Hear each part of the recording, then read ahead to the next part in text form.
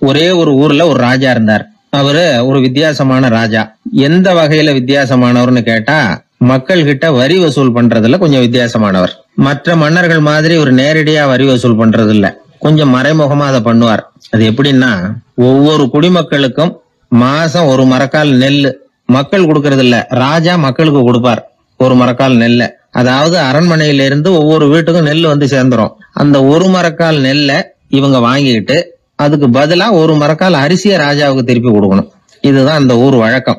ராஜா வந்து ஜனங்களுக்கு நெல்லை கொடுத்துட்டு அதுக்கு பதிலா அதே அளவு அரிசியா திருப்பி வாங்கிக்குவார். இதை தவிர வரி ஏதும் வசூல் பண்றது இல்ல. இப்படி ஒரு ராஜா. இது மேம்போக்கா பாக்குறதுக்கு ஏதோ சாதாரணமா தெரிஞ்சாலும் குடிமக்கள் ரொம்பவும் கஷ்டப்பட்டாங்க. ராஜா கொடுக்கற நெல்லையும் அரிசியாக்கணும், அதோட இன்னும் ஒரு பாதி அரிசியை அவங்க சேர்த்தும் கொடுத்தாகணும். மக்கள் வந்து ராஜாவை திட்ட ஆரம்பிச்சுட்டாங்க.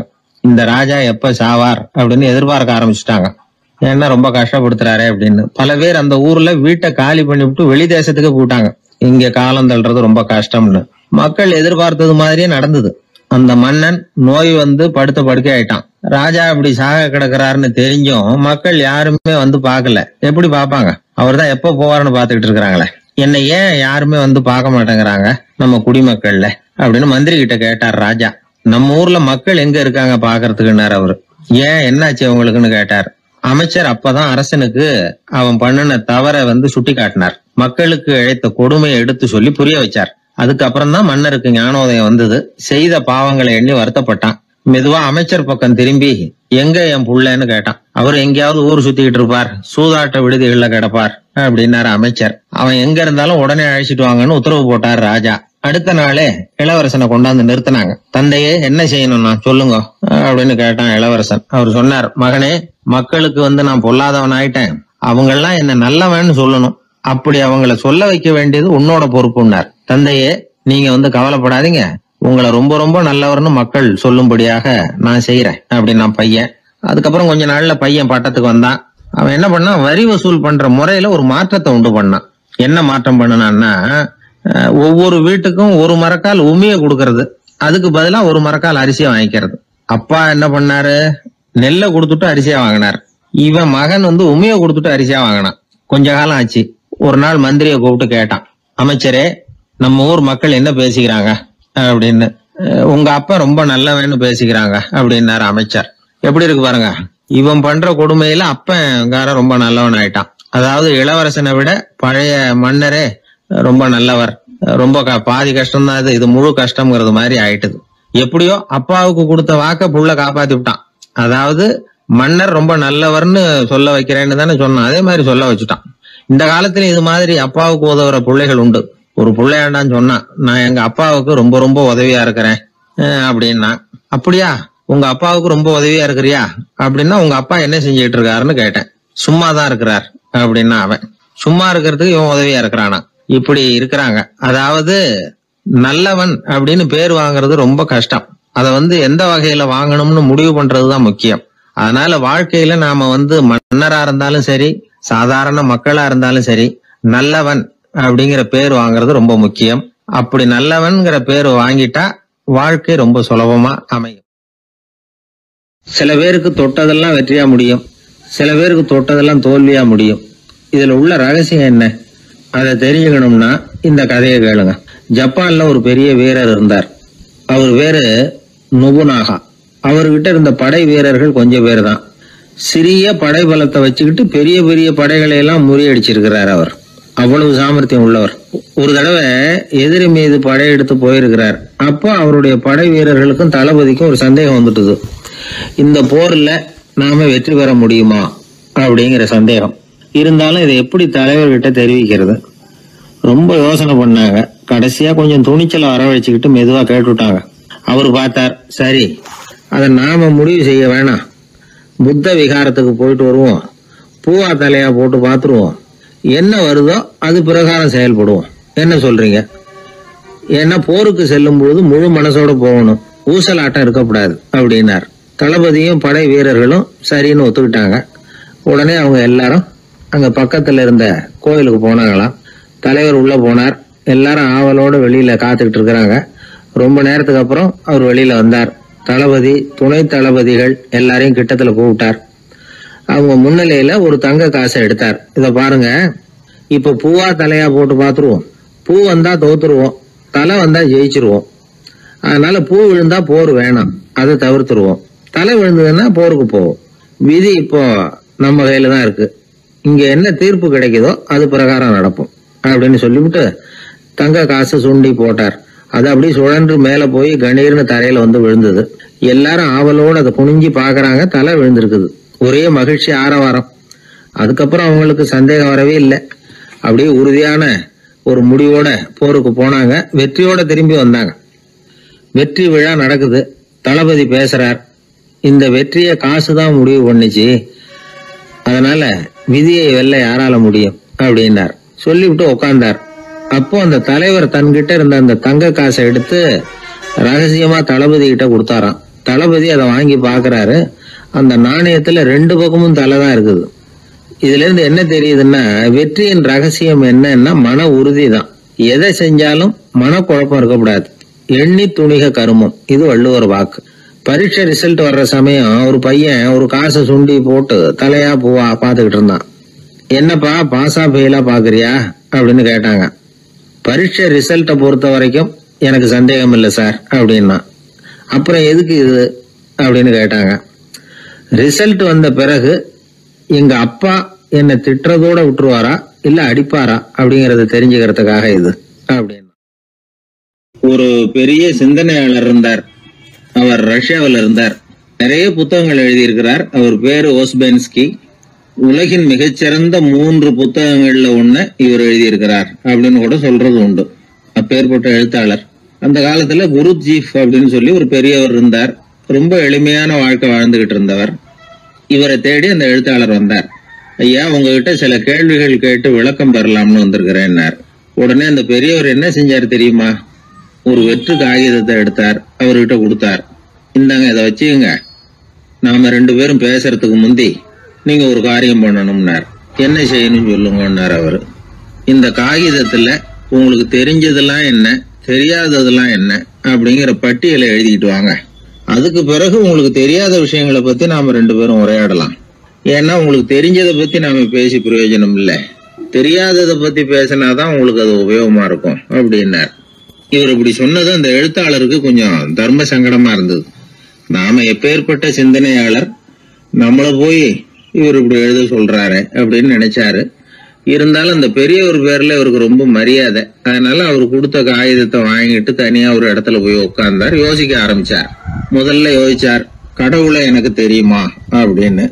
கடவுளை பற்றித்தான் எனக்கு தெரியுமே தவிர கடவுளை தெரியாதுங்கிறது புரிஞ்சுது. அதனால தனக்கு தெரிந்த ஒரு விஷயம் கடவுள் அப்படின்னு அவரால் குறிப்பிட முடியல.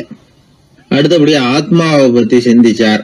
ஆத்மாவை பற்றித்தான் நமக்கு தெரியுமே தவிர ஆத்மா நமக்கு தெரிஞ்ச விஷயமா இருக்கல அப்படிங்கறது புரிஞ்சுது. அதனால ஆத்மாவையும் தெரிஞ்ச பட்டியல்ல சேர்க்க முடியல. இப்படி ஒவ்வொன்னா அவர் யோசிக்க யோசிக்க எதுவுமே நமக்கு தெரியலங்கிறது அவருக்கு தெளிவாச்சு. நேரம் எழுந்திரிச்சு அந்த பெரியவர்கிட்ட போனார். ஐயா, உங்களை சந்திக்கிற வரைக்கும் எவ்வளவோ விஷயங்கள் எனக்கு தெரிஞ்சிருக்கிறதாக நினைச்சேன். ஆனா உங்ககிட்ட நிறைய கேள்விகள் கேட்கணுங்கிற ஆர்வத்தோட தான் வந்தேன். ஆனா நீங்க கேட்ட ஒரு கேள்விக்கு விடை காண முயன்ற போது எனக்கு எதுவுமே தெரியலங்கிறத புரிஞ்சுக்கிட்டேன் அப்படின்னார். அப்படின்னா உலக புகழ்பெற்ற இவ்வளவு புத்தகங்களை உங்களால எப்படி எழுத முடிஞ்சதுன்னு கேட்டார். இவர் சொன்னார், ஐயா, இப்பதான் எனக்கு புரியுது. எனக்கு தெளிவில்லாத பல விஷயங்களையும் நான் எழுதியிருக்கிறேன். அவையெல்லாம் வெறும் வார்த்தை குவியல்கள்ங்கிறத நான் இப்ப உணர்றேன். வார்த்தைகளே அறிவு அப்படிங்கிற மயக்கத்தில இருந்து இப்ப நான் விடுபட்டுட்டேன். அறிவுத்துறையில நான் ஒரு பூஜ்யம்ங்கிறது புரிஞ்சு போச்சு அப்படின்னார். இப்ப பெரியவர் சொன்னார், இப்பதான் உங்களுக்கு உண்மையான அறிவு ஏற்பட ஆரம்பிச்சிருக்குது.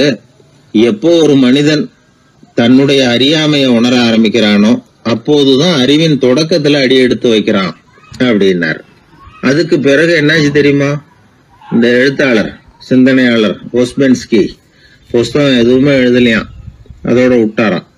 நம்முடைய அறியாமை நமக்கு புரிய ஆரம்பிச்சுட்டதுன்னா நமக்கு அறிவு வளர ஆரம்பிச்சுட்டதுன்னு அர்த்தம். அது நமக்கு புரியறது இல்லை, அதுதான் சிக்கல். ஒரு நண்பர் சொன்னார், சார், நான் எப்போ வீட்டை பூட்டி விட்டு வெளியூர் போனாலும் திருடன் பூட்டை உடைச்சு விடுறான். அதனால இப்ப புத்திசாலித்தனமா ஒரு காரியம் பண்ணிவிட்டு உங்க ஊருக்கு வந்திருக்கிறேன்னார். என்ன செஞ்சிருக்கிறீங்கன்னு கேட்டேன். வீட்டை பூட்டாமலே வந்துட்டேன் அப்படின்னார்.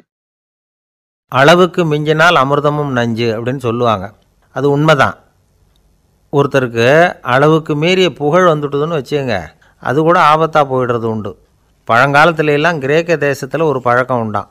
அதாவது யாராவது ஒருத்தரை நாடு கடத்தணும்னா அதுக்கு ஒரு வழி உண்டு. அதாவது ஒருத்தரை நாடு கடத்தணும்னு மக்கள் விரும்புகிறாங்கன்னு வச்சுங்களேன், அவர் பேரை ஒரு மண்பாண்ட ஓட்டுச்சில்லில் எழுதி அதை ஒரு குறிப்பிட்ட பொது இடத்துல போட்டுற வேண்டியது, அவ்வளவுதான். இது மாதிரி பல பேர் போட்டுக்கிட்டே இருப்பாங்க. எல்லாம் அப்படியே குவிஞ்சு போயிடும். அந்த ஓட்டாஞ்சில்லு குவியலில் யாருடைய பேர் அதிகமாக இருக்குதோ அந்த நபரை ஒரு 10 ஆண்டுகள் நாடு கடத்தி விடுவாங்க. இது அந்த ஊர் வழக்கமாக. ஒரு நாள் அந்த குவியலுக்கு பக்கத்தில் ஒரு ஆள் நின்றுக்கிட்டு இருக்கிறான். அவன் கையில் ஒரு ஓட்டாஞ்சில்லு வச்சுருக்கிறான். அதில் யாரோட பேரையோ எழுதணும், எழுதி அந்த இடத்துல போடணுங்கிறது அவன் ஆசை. ஆனால் அவன் படிக்காதவன், அதனால் எழுத தெரியல. யாராவது அந்த வழியாக வர்றாங்களான்னு பார்த்துக்கிட்டே நின்றுக்கிட்டு இருந்தான். ஒரு பெரியவர் வந்துக்கிட்டு இருந்தார். அவர்கிட்ட ஓடினான். கையில் இருந்த மண்பாண்ட சில்லை கொடுத்தான். ஐயா, இதில் ஒரு பேர் எழுதி கொடுங்களேன்னா. அந்த பெரியவர் அதை வாங்கி கையில் வச்சுக்கிட்டு, என்ன பேர் எழுதணும் சொல்லு அப்படின்னா. இவன் சொன்னான், அரிஸ்டைடிஸ் அப்படின்னு எழுதுங்க அப்படின்னா. இதை கேட்டதும் அந்த பெரியவருக்கு அதிர்ச்சி. ஏன்னா அவர் தான் அரிஸ்டைடிஸ், தத்துவ மேதை அரிஸ்டைடிஸ் அவர். இருந்தாலும் நான் தான் அதுங்கிறத காட்டிக்காமல் அந்த ஆளுகிட்ட கேட்டார். அது சரிப்பா, அரிஸ்டைடிஸுங்கிற பேரை எழுத சொல்கிற, அவர் உனக்கு என்ன கெடுதல் பண்ணார்? அவர் பேரை இதில் எழுத சொல்கிறியே அப்படின்னு கேட்டிருக்கார். அதுக்கு இவன் சொன்னானா, அவர் எனக்கு எந்த கெடுதலும் பண்ணலை, அவரை நான் பார்த்தது கூட இல்லை அப்படின்ட்டுருக்கான். அப்புறம் எதுக்காக அவரை நாடு கடத்தணும்னு நீ ஆசைப்படுற அப்படின்னு கேட்டிருக்கார். இப்போ அந்த ஆள் சொல்கிறான், அரிஸ்டைடஸை பற்றி எல்லாரும் பேசுகிறாங்க, அவர் ரொம்ப நல்லவர், அவர் ஒரு பெரிய அறிவாளிங்கிறாங்க, அவர் ஒரு பெரிய வள்ளல், பேரறிஞர், இப்படி எல்லாரும் சொல்கிறத கேட்டு கேட்டு எனக்கு ரொம்ப அலுத்து போயிட்டுது, அதனால தான் வெறுப்பாயிட்டேன் அப்படின்னு நானும். இதிலேருந்து என்ன தெரியுது? நாம் நல்லவனாக இருக்கிறதுல ஒன்றும் இடைஞ்சல் இல்லை. ஆனால் நம்மளை நல்லவன் நல்லவன் எல்லாரும் சொல்ல ஆரம்பிச்சிட்டாங்கன்னு வச்சுக்கோங்க, அப்போ இடைஞ்சல் ஆரம்பம்னு அர்த்தம். எதுவுமே அளவுக்கு மிஞ்சி போகாமல் பார்த்துக்க வேண்டியது ரொம்ப அவசியம். அளவுக்கு அதிகமாக ஆசைப்படாதவங்களில் ஆப்ரஹாம் லிங்கனும் ஒருத்தரான். அவர் ஒரு தடவை தன்னுடைய நண்பர்கள்கிட்ட பேசிக்கிட்டு இருந்தாராம். ஒருத்தர் கேட்டிருக்கார், ஒரு மனுஷனுக்கு கால்கள் எவ்வளோ உயரம் இருக்கணும் அப்படின்னு கேட்டாராம். இதுக்கு ஆப்ரஹாம் லிங்கன் சொன்னாராம், அது என்ன, இடுப்புலேருந்து தரையை தொடுற அளவுக்கு உயரம் இருந்தால் போதும் அப்படின்னாராம். ஒரு ஜென் துறவி, அவருக்கு ரொம்ப வயசாகிட்டுது, கடைசி காலம். நண்பர்களெல்லாம் கூப்பிட்டார். நண்பர்களே, நான் வித்தியாசமான முறையில் சாகணும்னு ஆசைப்பட்றேன், அதுக்கு ஏதாவது யோசனை சொல்லுங்களேன் அப்படின்னு கேட்டாராம். நண்பர்கள் சிரித்தாங்க.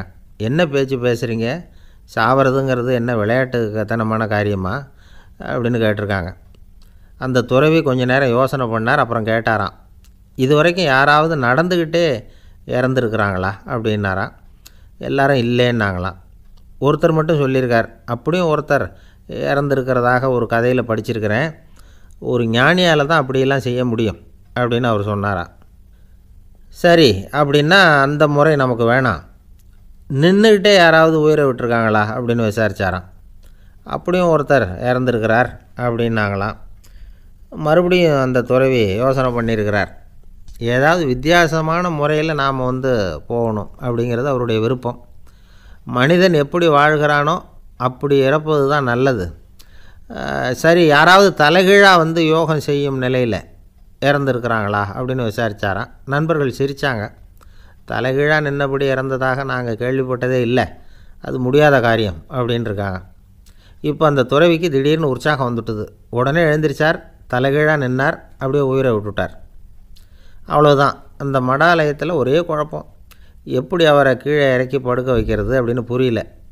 இப்படி உயிர் விடுறதை பற்றி அவங்க இது வரைக்கும் கேள்விப்பட்டதும் இல்லை. உண்மையிலேயே இவர் இறந்து தான் போனாராங்கிறதும் தெரியல. சோதித்து பார்த்தாங்க, இதய துடிப்பு, நாடி துடிப்பு எல்லாம் நின்று போயிருந்தது.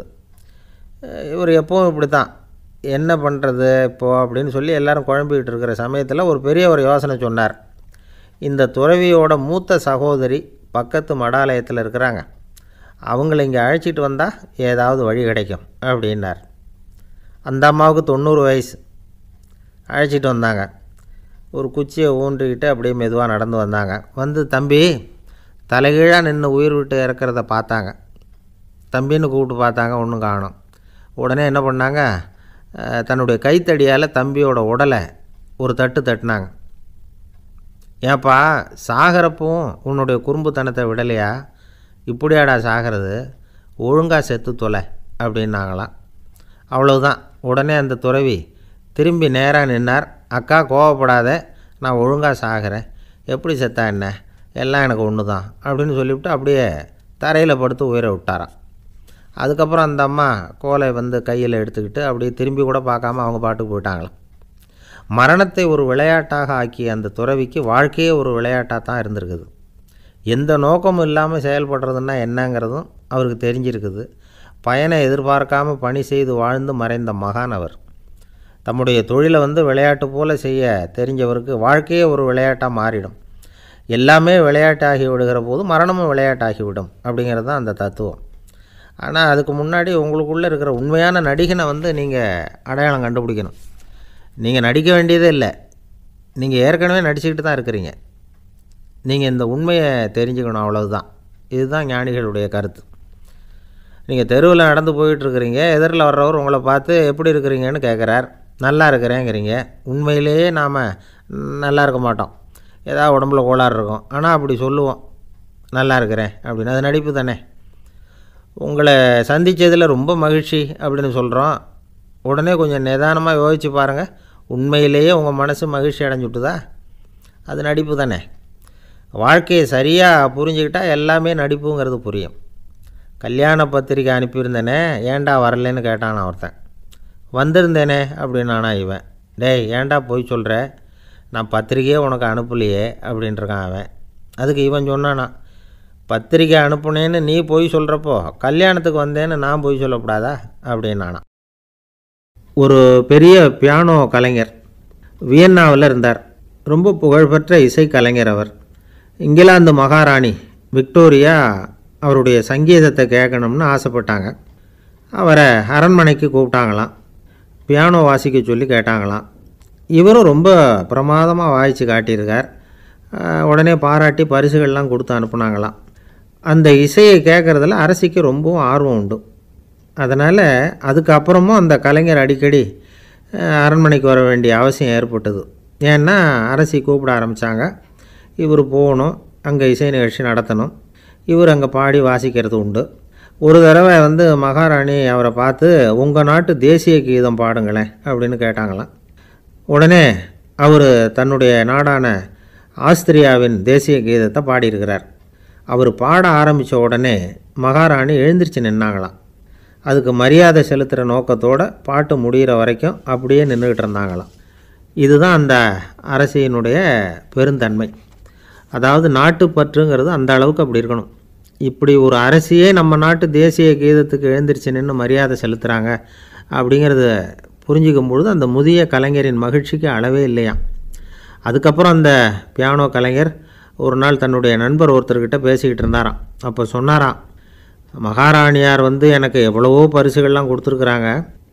ஒரு தடவை எனக்கு வைரக்கல் பதித்த அணி ஒன்றை கூட பரிசாக கொடுத்தாங்க. ஆனால் அதை விட உயர்ந்த விலை மதிக்க முடியாத அணி என்ன தெரியுமா, நான் என்னுடைய நாட்டு தேசிய கீதத்தை நான் பாடுறப்போ அவங்க எழுந்திரிச்சு நின்று மரியாதை செலுத்தினாங்களே, அதுதான் எனக்கு கிடைச்ச மிகப்பெரிய பரிசு அப்படின்னாராம். எனக்கு தெரிஞ்ச சங்கீத வித்வான் ஒருத்தர் இருக்கார். சமீபத்தில் ஒரு நாள் அவரை பார்த்தேன். எப்படி போயிட்டுருக்கு உங்கள் தொழில் அப்படின்னு கேட்டேன்.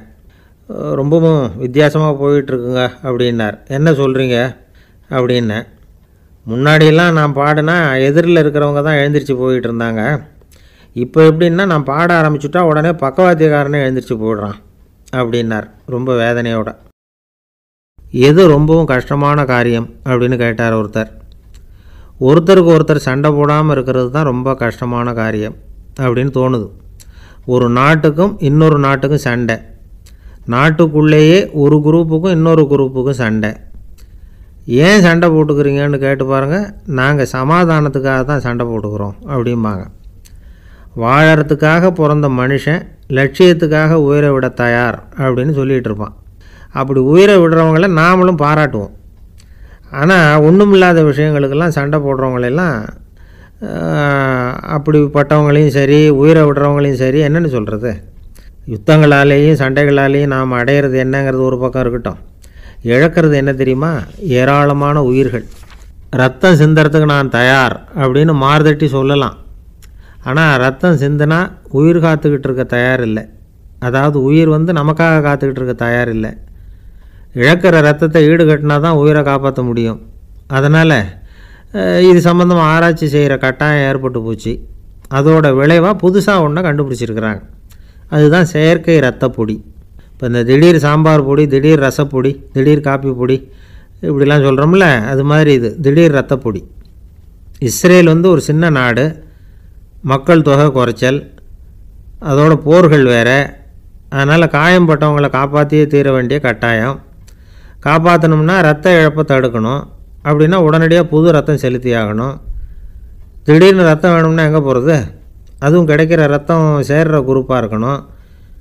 ஒரு வேடிக்கை பார்த்தீங்களா, நான் வேறு குரூப்பு நீ வேறு குரூப்புன்னு இவன் சண்டை போடுறான்.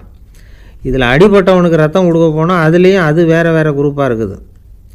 அது ரத்தமும் வேறு வேறு குரூப்புன்னு சொல்லிகிட்டு இருக்குது. எந்த குரூப்பு ரத்தம் வேணும்? அது உடனடியாக கிடைக்கலன்னா என்ன பண்ணுறது? இப்படிப்பட்ட கஷ்டம்லாம் நமக்கு வந்துடுது. இதுக்காக தான் விஞ்ஞானிகள் இந்த ரத்த பொடியை கண்டுபிடிச்சிருக்கிறாங்க. அதாவது ஒரு ஆள் அடிபட்டு போட்டான்னு வச்சுங்களேன், அவனுக்கு ரத்தம் கிடைக்கல, உடனே என்ன பண்ணலாம்? இந்த சுத்தப்படுத்தப்பட்ட தண்ணீரை கொஞ்சம் எடுத்துக்க வேண்டியது, அதில் இந்த ரத்த பொடியை கரைக்க வேண்டியது. இப்போ இந்த செயற்கை ரத்தம் தயாராகிட்டுது. இதை அந்த ஆள் உடம்புல ஏற்றி விட்டுற வேண்டியது. இயற்கையாக நம்ம உடம்பில் இருக்கிற ரத்தம் என்னென்ன வேலை செய்யுதோ அதே வேலையை இதுவும் செய்யும். அதாவது ஆக்சிஜனை உடம்புல எல்லா இடத்துக்கும் எடுத்துகிட்டு போகுது.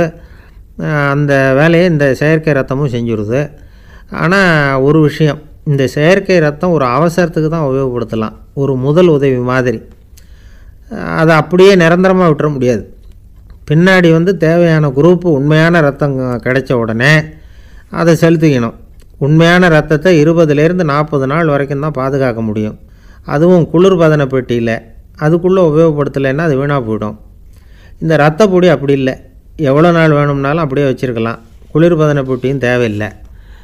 ஆனால் ஒன்று, இது தண்ணியில் கலந்து செயற்கை ரத்தமாக ஆக்கிவிட்டா அதோட வலு 72 மணி நேரம் தான்.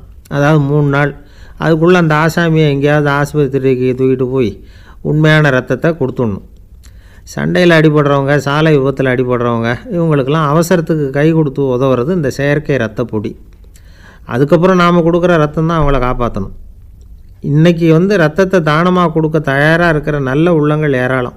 எவ்வளவு ஆக்சிடெண்ட்டு, ஆப்ரேஷன், இதில் சம்மந்தப்பட்டவங்களை காப்பாற்றுறது நாம் தானமாக கொடுக்குற ரத்தம் தானே.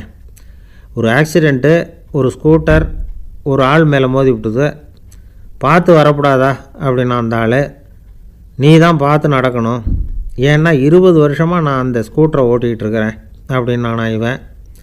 இதுக்கு அவன் சொன்னானா, நீ தான் பார்த்து ஓட்டணும், ஏன்னா 40 வருஷமாக நான் இப்படி நடந்துக்கிட்டு இருக்கிறேன் அப்படின்னானா. ஒரு ஊரில் ஒரு ராஜா இருந்தார். பெரிய அரண்மனையில் தான் இருக்கிறார். எல்லா வசதியும் இருந்தது. இருந்தாலும் அவர் எல்லாரும் சொல்கிறது எப்படி தெரியுமா? பிச்சைக்கார ராஜா. அப்படி ஒரு பேர் அவருக்கு நிலச்சி போச்சு. ஜனங்களும் சரி, மற்ற தேசங்களில் உள்ளவங்களும் சரி, அவர் அந்த பேர் சொல்லியே குறிப்பிடுறது வழக்கமாக போட்டுது.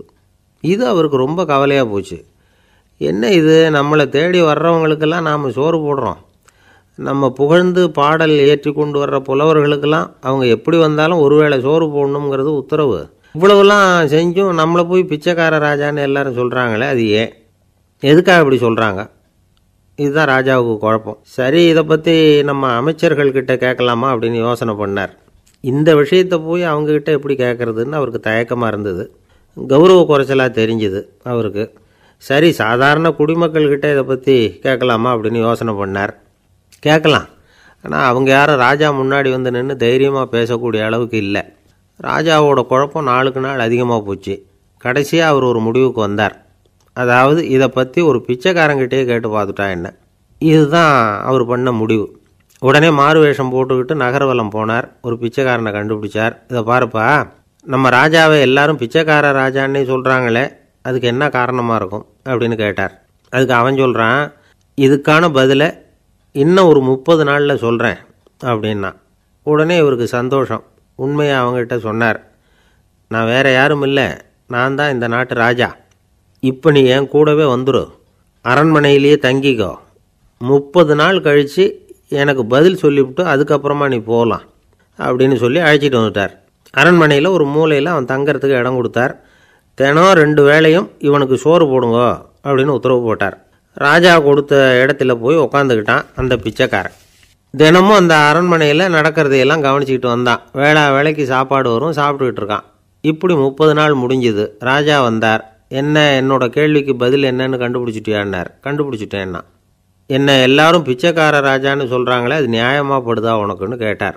நியாயமாக தான் படுது, சந்தேகம் இல்லாமல் நீங்கள் பிச்சைக்கார ராஜா தான். என்ன தான் நீங்கள் வசதியோடவும் படைபலத்தோடவும் இருந்தால் கூட நீங்கள் எங்கள் வர்க்கத்தை சேர்ந்த ஆசாமி தான் அப்படின்னு அடித்து சொல்லிவிட்டான் அந்த ஆள்.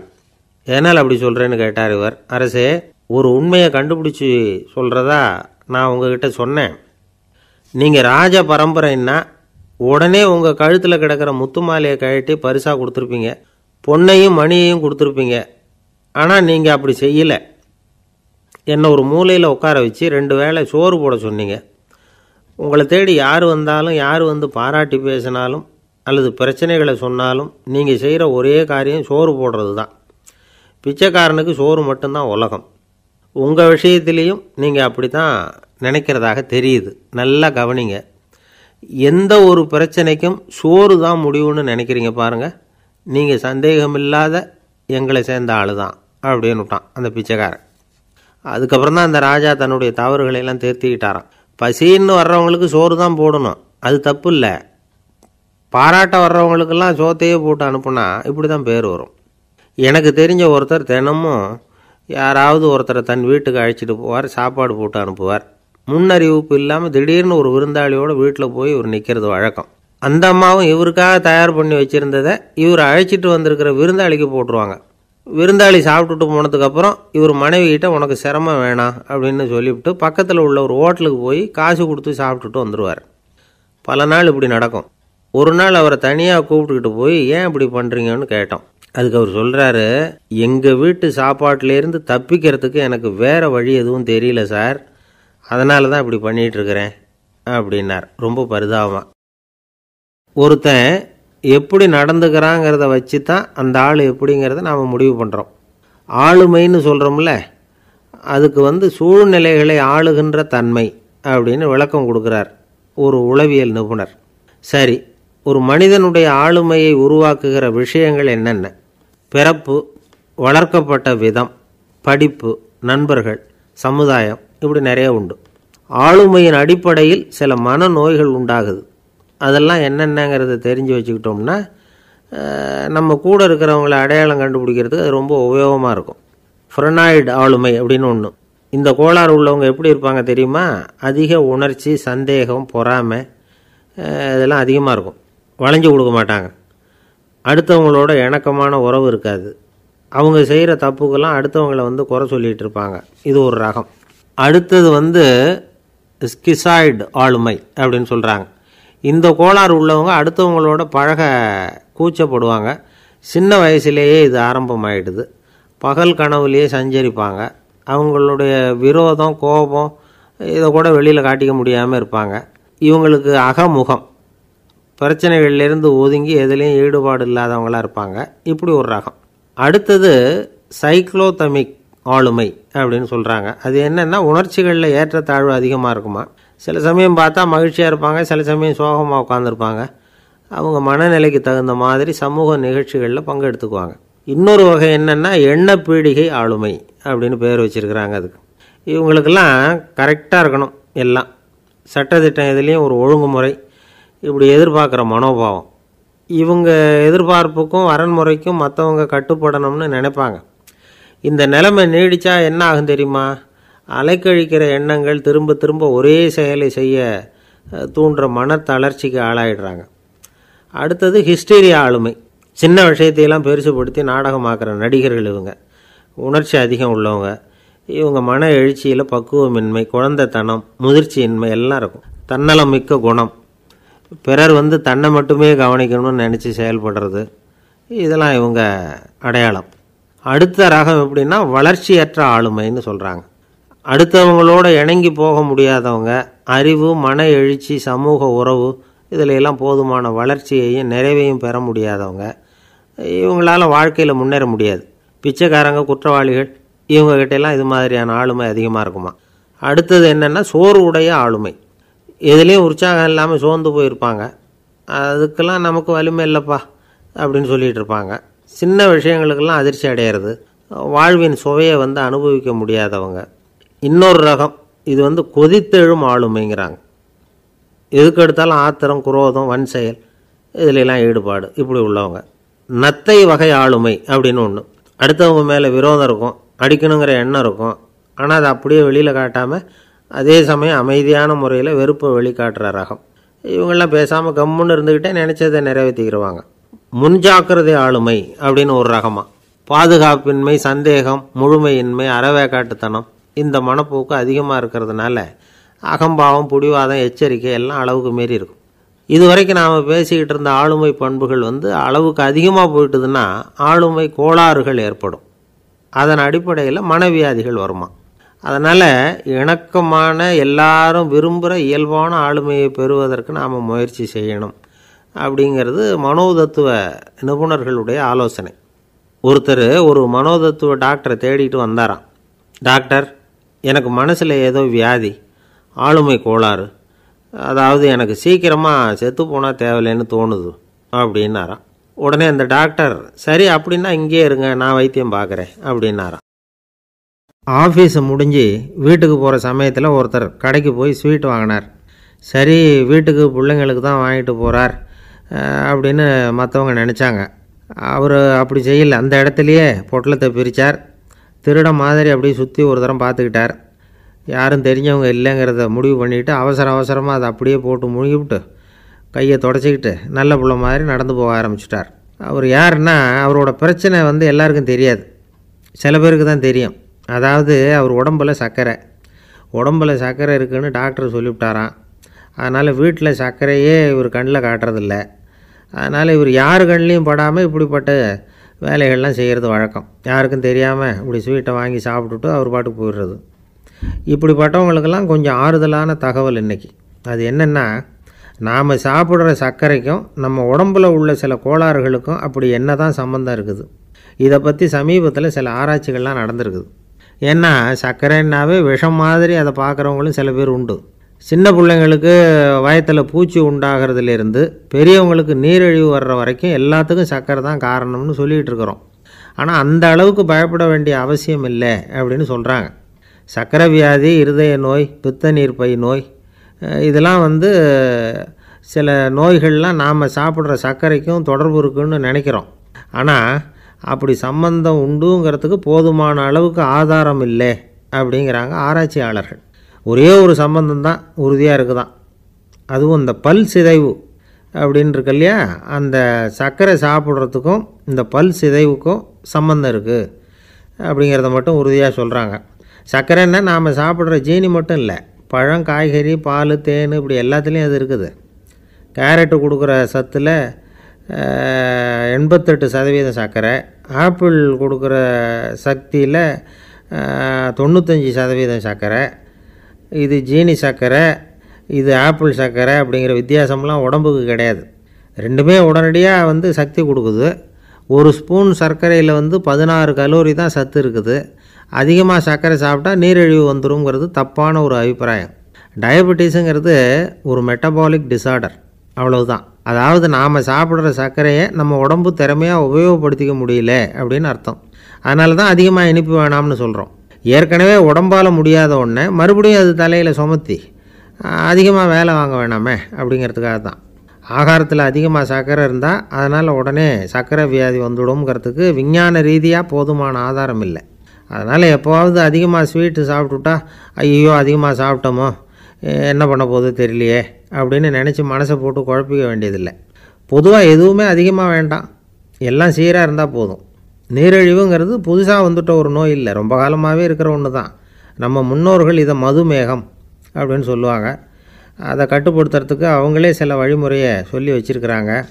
அது என்னென்னா வேறு ஒன்றும் இல்லை, இந்த பாவக்காய், முள்ளங்கி, அருகம்புல், அவ்வளவுதான்.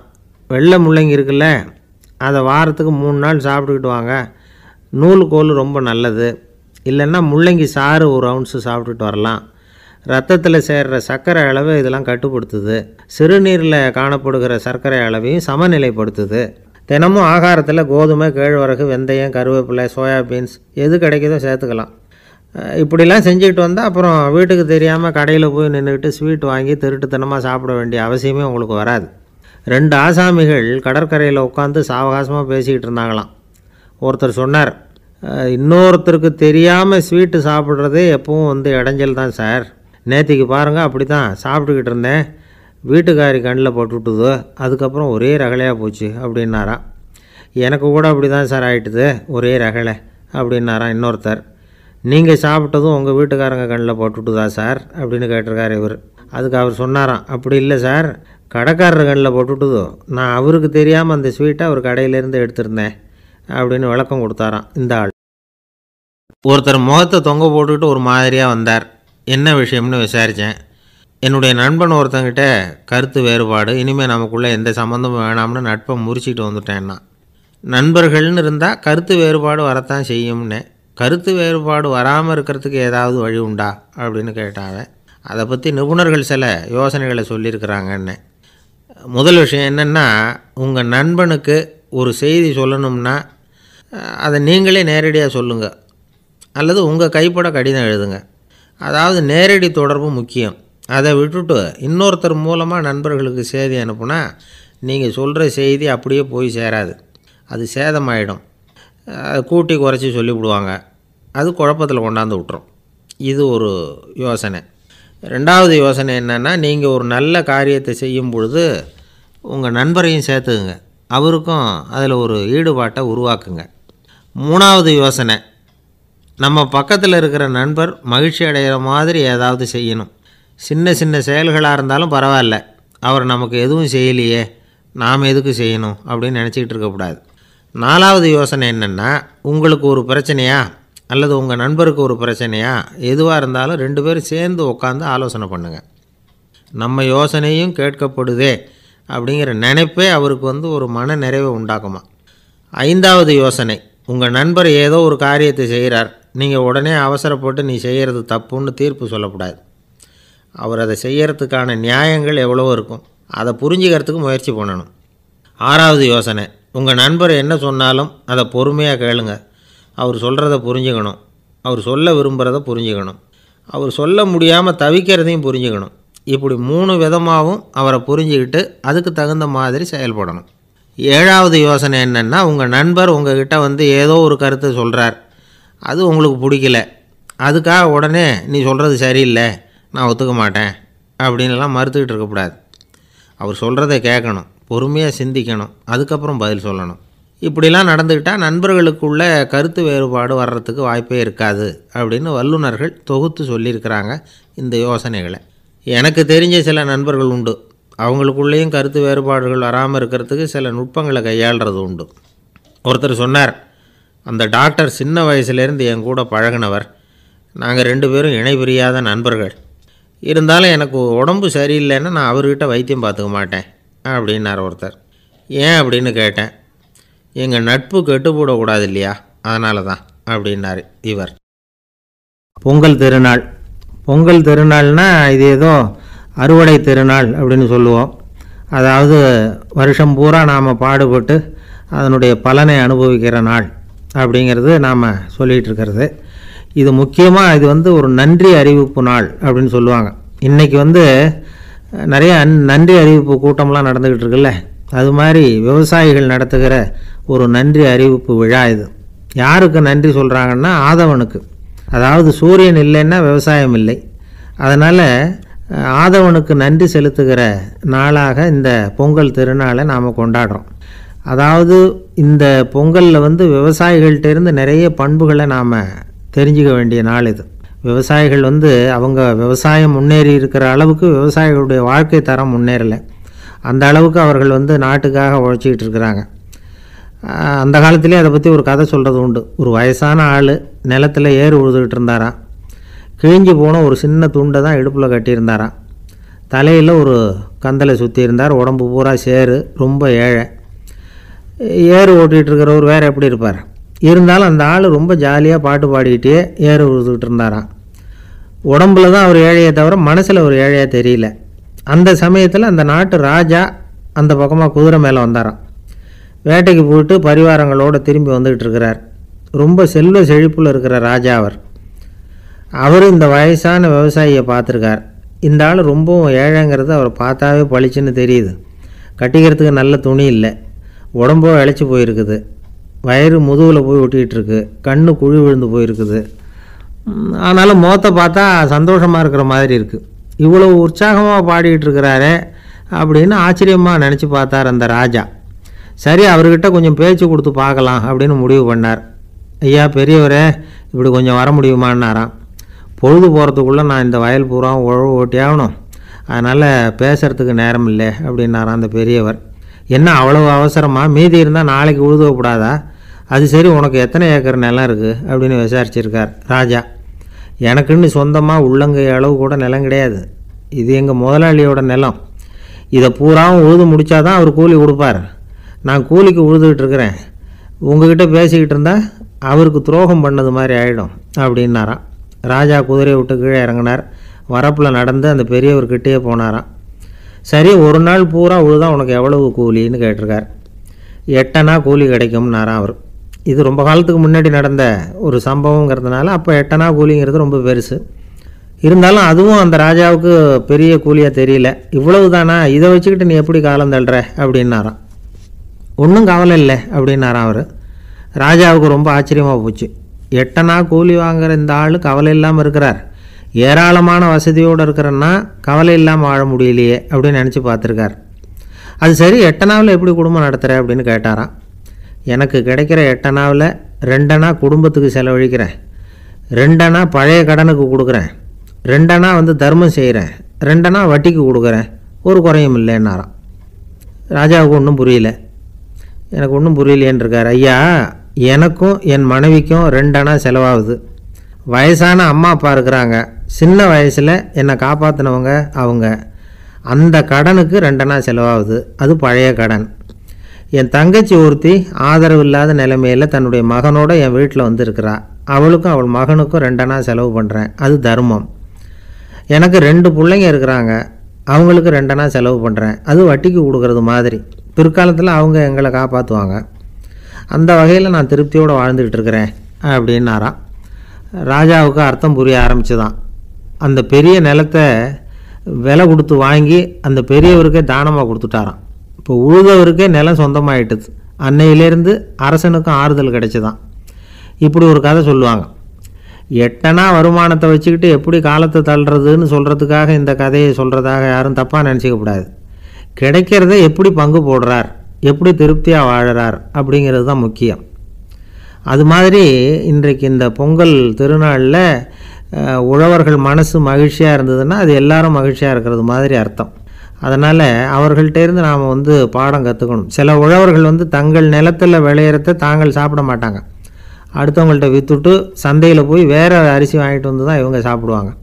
அப்படிப்பட்ட விவசாயிகள்லாம் இது உண்டு. பங்கிடுகிற பண்பை உழவர்கள்ட்டேருந்து கற்றுக்கொள்ளுங்கள் அப்படிம்பாங்க. ஒரு ஆள் நிம்மதியாக மகிழ்ச்சியாக இருந்தானா, உங்கள் நிம்மதிக்கும் மகிழ்ச்சிக்கும் என்ன காரணம்னு கேட்டிருக்கார் இன்னொருத்தர். என்கிட்ட இருந்தது பூராவையும் என் பிள்ளைங்களுக்கு சமமாக பங்கு போட்டு கொடுத்துட்டேன், எனக்குன்னு எதுவுமே வச்சுக்கல, அதுதான் நிம்மதிக்கு காரணம்ன்றிருக்கான். உங்ககிட்ட இருந்தது எவ்வளவு இருந்தது அப்படின்னு கேட்டிருக்காரு அவர். மொத்தமாக ஒரு 50,000 ரூபா இருக்கும் அப்படின்னு இருக்கான்.